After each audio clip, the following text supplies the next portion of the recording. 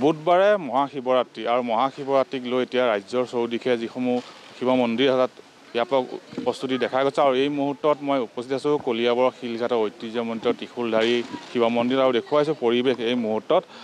ইয়াত যিহেতু শিৱৰাত্ৰি দুদিনীয়াকৈ অনুষ্ঠিত হ'ব এইবাৰ আৰু তাৰ বাবে এতিয়া পূৰ্ণ প্ৰস্তুতি চলাইছে এই ত্ৰিশূলধাৰী মন্দিৰ পৰিচালনা কমিটিয়ে আৰু চাফ চিকুণ কৰিছে অন্যান্য যিসমূহ কাম আছে যিহেতু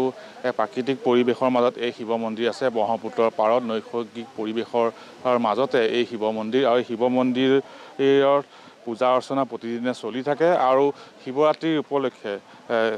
শিৱ আৰাধনাৰে মুখৰিত হৈ পৰিব এই ত্ৰিশূলধাৰী মন্দিৰ আৰু কলিয়াবৰ ভিন্ন প্ৰান্তৰ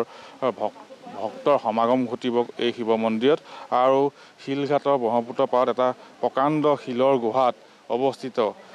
এই ত্ৰিশূলধাৰী মন্দিৰৰ অৱস্থান আৰু ৰূপ আশ্চৰ্যৰ কেন্দ্ৰ হৈ পৰিছে এতিয়া দৰ্শনাৰ্থীৰ বাবে কেন্দ্ৰ হৈ পৰিছে আৰু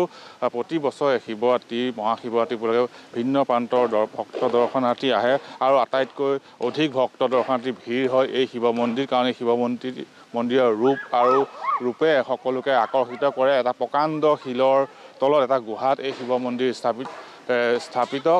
1972 চনত এই মন্দিৰ স্থাপন কৰা হৈছিল আৰু তেতিয়াৰ পৰাই ইয়াত পূজা অৰ্চনা চলি আছে আৰু এইবাৰ শিৱৰাত্ৰি উপলক্ষে ব্যাপক উৎসাহ দেখা গৈছে আজি পুৱাৰ ভাগত দেখা গৈছে ইয়াৰ মহিলাসকলে চাফ চিকুণ কৰিছে মন্দিৰ চৌহদকে ধৰি এই মন্দিৰলৈ যি আহিবলৈ যি পথ আছে এই পথৰ চাৰিকাষ চাফ চিকুণ কৰিছে হাবি জংঘল কাটিছে চাফ চিকুণ কৰা পৰিলক্ষিত হৈছে আৰু এই মুহূৰ্তত দেখা গৈছে ইয়াত ত্ৰিশূলধাৰী মন্দিৰ পৰিচালনা কমিটিৰ কেইবাজনো লোক আছে আমি আপোনাক আখলাইছোঁ এইবাৰ শিৱৰাত্ৰি উপলক্ষে কেনেকুৱা প্ৰস্তুতি হয় হয় আপোনালোকে দেখা পাইছে আমাৰ মহিলা আইসকলে গোটেই আজি চাফ চিকুণৰ ব্যৱস্থাটো লৈছে হাতত আৰু আমি যিমান পাৰোঁ চেষ্টা কৰিছোঁ ৰাইজকো আমি সঁহাৰি দিবৰ বাবে অনাইছোঁ ইয়াত এটা ধৰক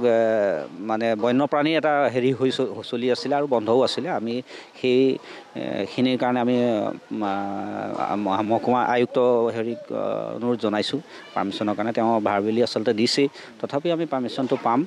আৰু কামাখ্যা ৰিজাৰ্ভখন আছে যেতিয়া ইয়াত জীৱ জন্তু থাকিবই ধৰক তথাপি আমি সমিতিৰ সকলো সতৰ্ক আমাৰ ভলণ্টিয়াৰো যথেষ্টখিনি থাকিব আৰু আমাৰ পোহৰৰ ব্যৱস্থাও যথেষ্টখিনি কৰা হৈছে সেইখিনিয়ে আমাৰ আয়োজন হৈছে এতিয়া আমাৰ আচলতে শিৱৰাত্ৰিখন দুদিনীয়া শিৱৰাত্ৰি পূজাভাগ ধৰক সন্ধিয়াৰ পৰা আৰম্ভ হ'ব আৰু পিছদিনা আমাৰ ৰাতিপুৱা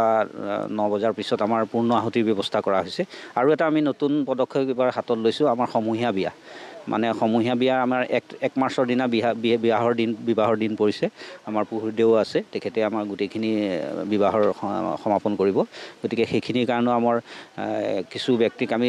ইতিমধ্যে জনাইছোঁ আপোনালোকৰ চেনেলৰ যোগেও আজি জনাইছোঁ গতিকে কোনোবা যদি তেনেকুৱা আছে ইচ্ছুক গতিকে তেখেতসকলক আমাৰ লগত যোগাযোগ কৰিবৰ বাবে অনুৰোধ জনাইছোঁ আমি ইয়াততো চাওক আপুনি যোৱা বছৰ আচলতে আমি প্ৰায় এটা দিনত প্ৰায় 7,000 মান মানুহ পাইছিলোঁ এইবাৰ আমি তাতকৈ বেছি সংখ্যক আহিব বুলি আমি আশা কৰিছোঁ আশাবাদী আৰু আমি নিশ্চয়কৈ আমি দেখুৱাইছোঁ ত্ৰিশূলধাৰী শিৱ মন্দিৰৰ দৃশ্য আৰু দেখা গৈছে এক বিশেষ মন্দিৰ যিহেতু ব্ৰহ্মপুত্ৰৰ পাৰত এক বিশেষ মন্দিৰ এটা প্ৰকাণ্ড শিলৰ তলত এই মন্দিৰ আছে এটা গুহাত এই শিৱ মন্দিৰ আছে আৰু এই শিৱ মন্দিৰৰ ৰূপ আৰু সৌন্দৰ্য কিন্তু ভক্ত দৰ্শনাৰ্থীক আকৰ্ষিত কৰে আৰু এইবাৰো শিৱৰাত্ৰি উপলক্ষে দুদিনীয়াকৈ শিৱৰাত্ৰি আয়োজনৰ তেনেকৈ প্ৰস্তুতি চলাইছে আৰু দেখা গৈছে পুৱাৰে পৰা ইয়াত কাম বন চলি আছে পেণ্ডেল নিৰ্মাণ অস্থায়ী পেণ্ডেল নিৰ্মাণ কৰা হৈছে ভক্ত দৰ্শনাৰ্থীক তেওঁলোকৰ আপ্যায়নৰ বাবে দেখা গৈছে স্থানীয় মহিলাসকলে চাফ চিকুণৰ বাবেও ওলাই আহিছে আৰু এনেদৰে দেখা গৈছে এই শিলঘাটৰ ত্ৰিশূলধাৰী এই বিশেষ মন্দিৰত এইবাৰ শিৱৰাত্ৰি উপলক্ষে ব্যাপক আয়োজন দেখা গৈছে আৰু ভক্ত দৰ্শনাৰ্থীক আদৰিবলৈ ব্যাপক প্ৰস্তুতি চলাইছে ত্ৰিশূলধাৰী মন্দিৰ পৰিচালনা কমিটি আৰু এনেদৰে দেখা গৈছে শিৱৰাত্ৰিলৈ মাজত মাত্ৰ এটা দিন থকাৰ সময়তে ব্যাপক উৎসাহ উদ্দীপনা আৰু শিৱৰাত্ৰি আয়োজনলৈ ব্যাপক প্ৰস্তুতি দেখা গৈছে শিলঘাটৰ এই ত্ৰিশূলধাৰী মন্দিৰত আপুনি বিচৰা বাতৰি পাব কেৱল নিউজ 18 এপত নিউজ 18 এপ ডাউনলোড কৰিবলৈ স্কেন কৰক এই QR কোড